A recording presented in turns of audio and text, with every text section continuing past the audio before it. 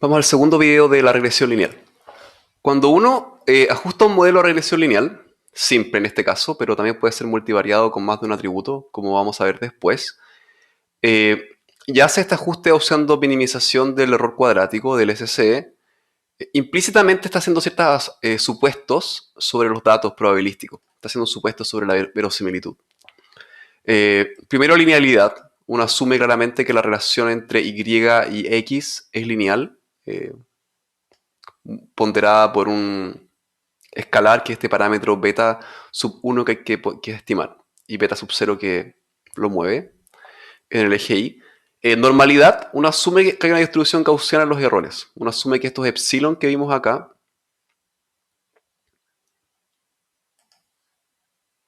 son gaussianos. ¿Ya?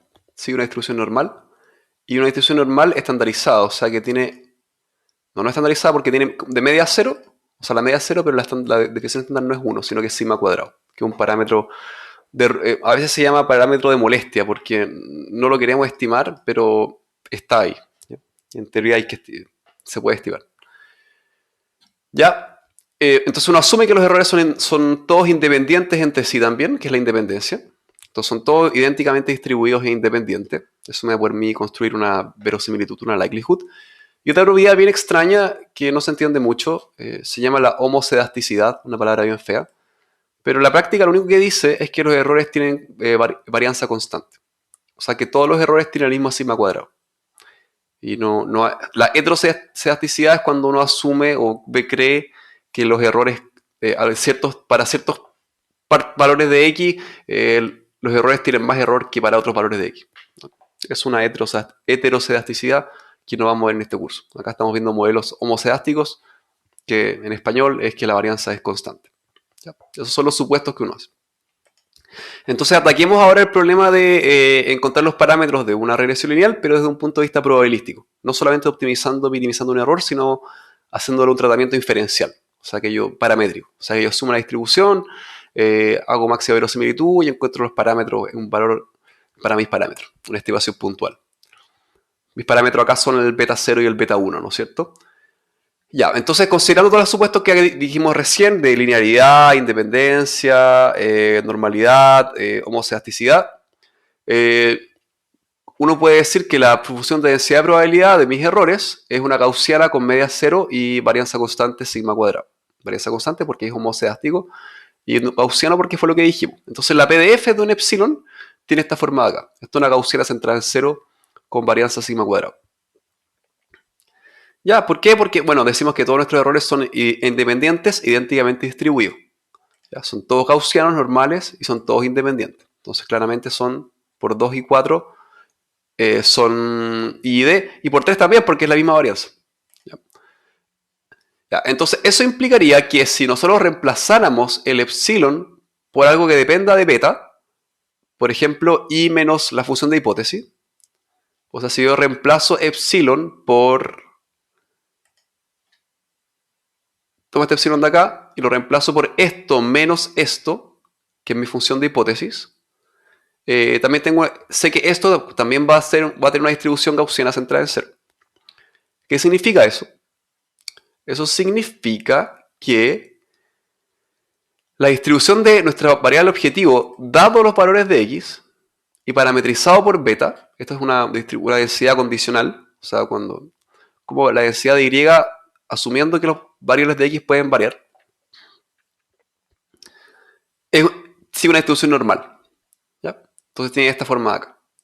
Ya, lo único que hice acá fue reemplazar epsilon cuadrado por los errores, que sería la diferencia entre cuadráticos entre el valor observado de Y y el valor estimado por mi función de hipótesis. Entonces ahora lo que vamos a hacer es estimar los parámetros de beta, el beta 0 y beta 1. O sea, reemplazamos esto por este h sub beta por beta 0 más x sub i beta 1 por beta 1. Y estimo esos parámetros con estimación de máxima verosimilitud. ¿Ya? Entonces, ¿qué es lo que yo hago? Defino, como tomo mis ejemplos son I y D, mi función verosimilitud L de beta, que son mis parámetros beta 0 y beta 1, es el producto de las PDF de cada uno de mis ejemplos. Acuérdense que la verosimilitud es la probabilidad conjunta, tratada como un parámetro, como una función de beta. Entonces, ¿qué es lo que uno hace para optimizar esto? Ahora quiero maximizar este valor. Quiero encontrar el valor de esta expresión, los betas que maximicen esta expresión de acá. Le aplico el logaritmo acá y tengo mi log likelihood. ¿Ya? Entonces, tengo un logaritmo de esta expresión de acá que pasa el logaritmo de un producto, entra sumando, ¿no es cierto? Y acá tengo entonces una suma de esto por esto. Eso es cuando tengo un producto dentro del logaritmo se suma, ¿no es cierto? Entonces tengo el logaritmo de esto n veces, que es constante, n log esto. Y después tengo la suma de los logaritmos de esto. Y acá los logaritmos con la exponencial se cancelan, porque es la función inversa una de otra. Y entonces me aparece el 2 partido en sigma cuadrado, se me da para afuera. Tengo el negativo acá, se me da para afuera. Y la suma entra acá sumando mis errores cuadráticos. Entonces esta es mi log likelihood. Súper interesante. Ahora, si yo quiero optimizar esto, quiero maximizar esto, si se dan cuenta, lo que tengo acá son puras constantes y tengo el negativo de la suma de los errores cuadráticos. ¿Qué significa eso? ¿Qué significa eso? Que cuando nosotros ignoramos las ciertas constantes que hay aquí, estas y estas, nos damos cuenta entonces que maximizar la verosimilitud logarítmico es equivalente a minimizar el error cuadrático. Genial. ¿Qué es lo que acabo de decir? Que minimizar el SCE es equivalente a maximizar la verosimilitud. ¿Ya? O sea, si uno estima los parámetros de beta haciendo máxima verosimilitud, uno llega a los mismos resultados que haciendo mínimos cuadrados. Un resultado súper interesante. Entonces, cada vez que nosotros hagamos estimación por mínimos cuadrados, implícitamente estamos haciendo todos los supuestos del modelo lineal probabilístico. Normalidad, homocedasticidad, independencia. Y linealidad.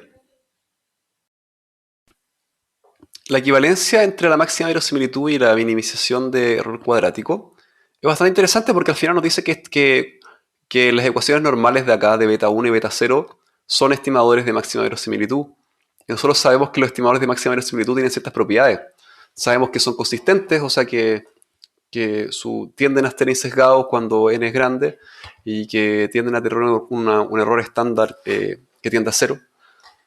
Sabemos que son asintóticamente normales. O sea, sabemos que la sampling distribution de estas cosas se empieza a converger en una gaussiana. Y eso me permitiría, por ejemplo, calcular intervalos de confianza sobre mis estimadores. Eso es interesante. O sea, yo podría tener, igual como yo antes hacía un intervalo de confianza para la media, yo podría hacer un intervalo de confianza para mi beta 1 y mi beta 0, que son los parámetros de mi modelo. Y eso tiene mucho valor porque yo puedo saber tener información sobre la variabilidad de mi estimación. No es lo mismo decirte, yo digo que beta 1 vale tanto como una estimación, pero decirte que con 95% de confianza va a estar entre esto y este valor. O puedo hacer test de hipótesis también. Puedo testear la hipótesis donde la hipótesis nula es que estos coeficientes valen 0.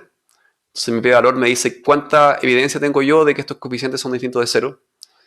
Y que sea distinto de 0 es la evidencia que yo tengo de que hay una relación lineal entre x e y. Entonces esto es dar un tratamiento muy inferencial al modelo lineal. ¿Ya? Entonces uno puede calcular errores estándares para los coeficientes de un modelo de regresión. ¿Ya? Entonces si nosotros queremos hacer inferencia de los parámetros de mi modelo de regresión, hay que poder estimar de alguna forma la variabilidad de mis betas. ¿Ya? Eso es imaginarte que yo, igual como hacíamos la sampling distribution, y que yo hiciera todas las muestras del mismo tamaño, donde cada muestra aquí es una muestra multivariada. ¿Ya? O sea, esta sería una muestra. Pero podría haber otra muestra, porque mi ejemplo, donde relaciona x, y, y otra muestra, y otra muestra, y otra muestra. Si yo por cada muestra estimara beta 0 y beta 1 usando máxima verosimilitud o minimizando error cuadrático medio, suma error cuadrático, uno podría ver cuál es la distribución de los betas. Ojalá que sea una distribución lo más centrada posible y muy puntiaguda para que uno tenga, y con poco error, con poca variabilidad, ¿no es cierto? Pero podría que se la tuviera. Y eso tiene mucha información, eso tiene mucho valor en la inferencia, poder estimar la variabilidad.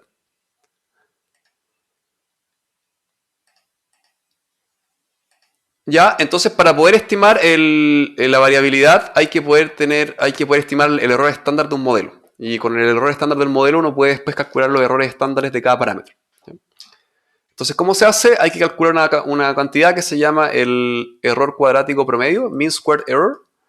¿Y qué es esto? El MS error es básicamente el SCE dividido en los grados de libertad. Y los grados de libertad de un modelo lineal son la cantidad de ejemplos menos la cantidad de parámetros que yo estoy estimando. En este caso son dos, beta 0 y beta 1. ¿Ya? Esos son mis grados de libertad. Y después la raíz de esto es el error estándar de mi modelo. Ese es el error estándar del modelo completo, que tiene mucho que ver con el sigma de mis errores.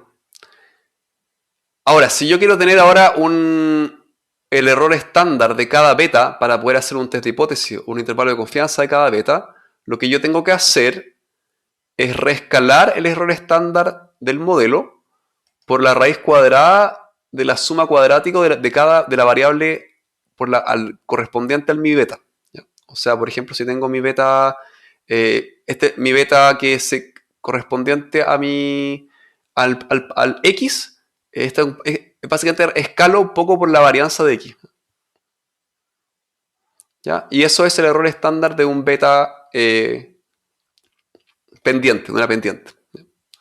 Entonces ahora uno puede hacer un test estadístico, un estadístico T, que nos puede decir la probabilidad o la likelihood en un test de hipótesis, por ejemplo, respecto a algún valor que nosotros asumimos en una hipótesis nula.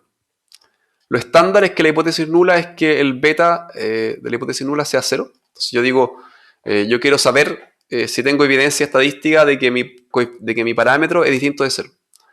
Y eso que tenga evidencia estadística de que sea distinto de 0, en la práctica lo que yo estoy diciendo es que yo tengo evidencia estadística de que hay una relación lineal entre Y y X.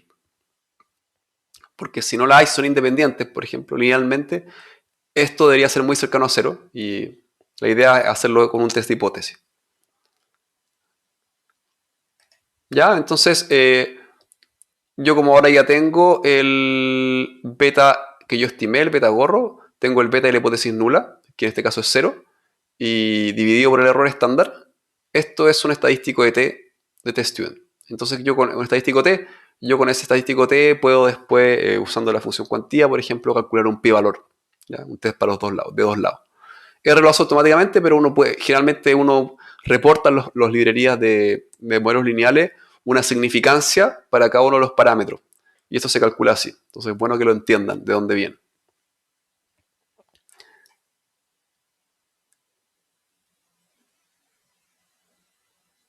Eso. Yo creo que vamos a dejar hasta acá este video y en el siguiente ya vamos a empezar a ver cosas de regresión lineal ya jugando con datos de verdad.